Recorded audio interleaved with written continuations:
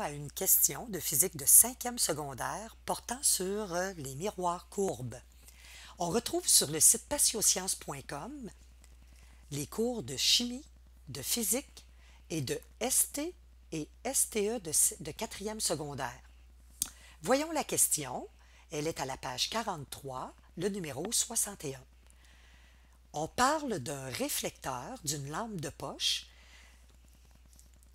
qui correspond à un miroir concave. En fait, les phares des automobiles, les lampes de poche, donc si je fais le dessin d'une lampe de poche, nous avons une petite ampoule ici et nous avons ce qu'on appelle le réflecteur qui, lui, a une surface réfléchissante.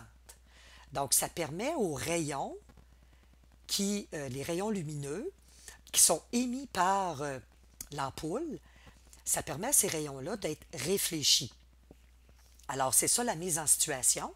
Alors, nous avons un réflecteur d'une lampe de poche qui est un miroir sphérique concave dont le rayon de courbure. On nous donne le rayon de courbure. Nous savons que le rayon de courbure, il est 2 fois la distance focale. Donc, le rayon de courbure, c'est cette valeur ici, donc de 3 cm, ce qui veut dire que le foyer, il est à 3 cm divisé par 2.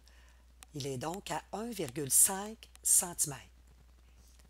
Alors, la question qu'on nous pose, à quelle distance du réflecteur, donc du miroir concave, doit-on placer l'ampoule, la source lumineuse, si l'on veut que la lampe de poche puisse réfléchir des rayons parallèles?